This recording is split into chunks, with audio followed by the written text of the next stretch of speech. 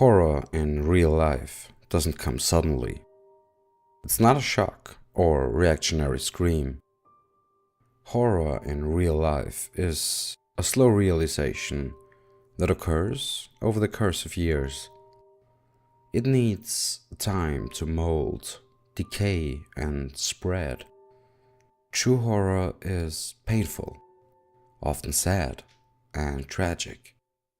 It's a slow deterioration, separating you from all forms of comfort and happiness. It is this kind of horror that I've felt ever since I learned of my mother's passing. The circumstances of her death did not make things any easier. It wasn't a slow death with time to make amends, adjust, or say goodbye. She hadn't been fighting a disease or infection for years. She wasn't old and nearing the end of her life. Her death came for her quickly and unexpectedly. My mother, who, after a divorce and my brothers moving away, had been living alone. She kept herself busy by working for the church and caring for her parents. My last couple visits home, I had noticed she seemed more fragile than she should for a woman her age. She had lost weight and seemed starved for visitors. There was also a look in her eyes that bothered me. They were sleepless, panicked, and broken. It seemed as if she wanted to tell me something but couldn't. Instead, she would just smile sadly and change the subject. I was told that my brother found her late one night in October, locked in the downstairs bathroom, naked, lying in her own blood, with her wrists sliced open. She was 63 years old. Knowing that suicide is a mortal sin in the Catholic Church, and my mother being a devout Catholic, I couldn't help but wonder if something else was involved in her passing. Not anything scandalous or plotted, but something queer and uncomfortable that had been with me and my thoughts since I was a child. It dealt with our family home and more particularly the old wooden doors.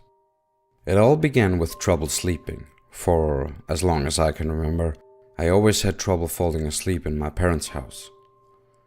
My grandmother told me that as a small child I was prone to sleep terrors. She would watch me during the day while my parents were at work, and in the evenings, when they went out to dinner. She told me that she was watching me the night a bad storm hit our neighborhood. A tornado had been spotted that night, but never touched down. However, the lightning did claim the house's electricity. My grandmother raced to my bedroom, worried that window facing my crib would break under the violent wind. There was something else she was afraid of as well. When my grandmother picked me up from my crib, she said she felt something in the room, something new, different, and dark. My grandmother, who came to America from Italy as a child, told my parents that she had felt a strange presence that night and begged them to allow her to do a prayer to remove the Maloic, an old world superstition. But my parents, who were religious, believed in angels and demons, not folklore. They didn't want to dabble in curses and superstition. As I got older, the sleep terrors continued as nightmares. It wasn't uncommon for me to wake up hours after going to bed, only to be too afraid to fall back asleep. Later, in high school, I dealt with my insomnia, but not sleeping for days until I could fall asleep quickly. It wasn't until I went away for college that I was able to rest peacefully. I attribute my difficulty sleeping all of those years to the doors in my parents' house. They were big plain wood doors, simple, with no additional furnishing or decoration. They seemed ominous, nevertheless. I would spend hours looking at the patterns in the grain, finding shapes and images in them, like one would do with clouds.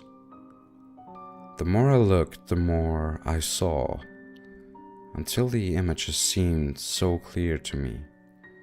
Strange, famished figures, naked with one leg or half a torso, rabid dogs, an old bearded man. I saw faces too, wide-eyed, mouths open, sometimes made of knots in the wood, all suffering as if the spirits of those things had somehow become trapped in the wood.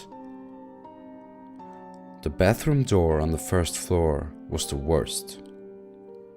It was positioned next to the door leading to the basement, and the lock in the doorknob was finicky. It would sometimes get stuck or give away, locking or unlocking by itself.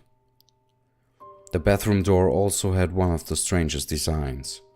In the center of the door, there was what looked like a woman in intense pain, as if she was in labor. Her face was contorted and blurred with vertical lines of grain, tarring its way out from what I could only imagine as her stomach. In my childlike imagination was a wide-eyed creature. I would see the bathroom door in my dreams as well. I had terrible nightmares where I was floating and desperately trying to get away from the bathroom, but I was being pulled backwards by an invisible force, unable to escape. It would suck me into the darkness of the room. The door would slam shut and lock before I would have a chance to wake up panicked and out of breath. The nightmares and the lack of sleep only made my already active imagination worse. The strange images in the door weighed on me. And there was a door for every room in the house. I could not escape them. They were a constant presence, staring out at me from the wooden veneers. As a child, I began to see other things that found a way out of the trappings of wooden frames. Not things I could look at directly, but rather things that appeared in my peripheral vision. The kinds of things that always begged to be questioned. Was someone there, or was my imagination getting the best of me? Over time, I got better at being watchful and looking without shifting my gaze. One night when I was 6 years old, I went into my parents' bedroom, feeling guilty that I wasn't yet asleep. I needed to be reassured and comforted, because I had scared myself badly. My mother gave me a hug and asked me what was wrong. I told her that I see things out of the corners of my eyes. She asked me about their appearance, but I couldn't get a good look at them. As soon as I turned my head, they were gone. She asked me when the last time was that I had seen one. I told her that there is one with us now in the corner of the room. My mother looked over at what to her was an empty corner in her bedroom. She told me that maybe they were angels sent by God to watch and protect me. But they weren't. Something in the pit of my stomach would turn and I would feel sick around them. They were motionless beings, staring blankly at me, only moving when I wasn't looking, slowly getting closer to me every time I looked away. I had first discovered them in my peripheral vision outside my bedroom, on the stairs late at night when I couldn't sleep. I would notice a dark shape peeking over the top stair, eyes glistening where nothing should be. I would try to quickly shift my gaze to refocus on them, but they were always gone. I'd eventually look away and then find them again at my bedroom door. and then even closer at my desk. Ever present, just outside of sight. I decided they must be demons. Not the red-horned demons from cartoons, but something else. They seemed old, as if they were somehow misplaced, out of time. At night, when I would see them, I would be too afraid to move or do anything but stare blankly, not giving them a chance to move in closer. Sometimes I would hear them talk to me in my head. They would tell me to do things like to wait in the corner of the room or flood my mind with images of strange, exotic places. I would sometimes do what they said, though nothing ever came of it. My mother panicked one afternoon when she couldn't find me. She searched the entire house, eventually finding me in the bedroom closet, facing the wall, where the voices had told me to wait. She was in tears when I told her about the voices. She bought me a rosary and asked if the demons were the reason I was having trouble sleeping. Eventually my father blessed the house with holy water, room by room, as part of the celebration of the Epiphany, recommended every year by the church. It was after this, when I was still seeing them, that my mother became bothered by my demons and their doors. It began to weigh on her as well. I grew up in a suburb just outside of Cleveland in a working-class neighborhood, predominantly made up of Irish, Italians, Slovenians, where religion was very much a part of life. My parents were passionately involved in the church as well, and it was through them that I learned to take the sightings I was having very seriously. Instead of denouncing my demons as part of my imagination, my fears were reinforced, and their existence confirmed through the power of faith and community. One night we had a priest who was new to the parish over to our house to meet the family. After dinner, he asked me if there was anything I wanted to ask God for. I told him that there are demons in this house that hide in the doors, and I wanted them to go away. My parents shared a look of concern as my mother tried to explain. The priest looked at the doors before he left and assured me everything was okay. Later that evening, he spoke with my parents and something was settled between adults. A couple of months later, my father did a small home renovation, which included replacing all of the doors with white ones. It was relieving for the doors to finally be gone, and I thought I would now be rid of the strange creatures and be able to sleep. But it was too late. My mother told me that she was having the nightmares now as well. Something about the doors, she would say.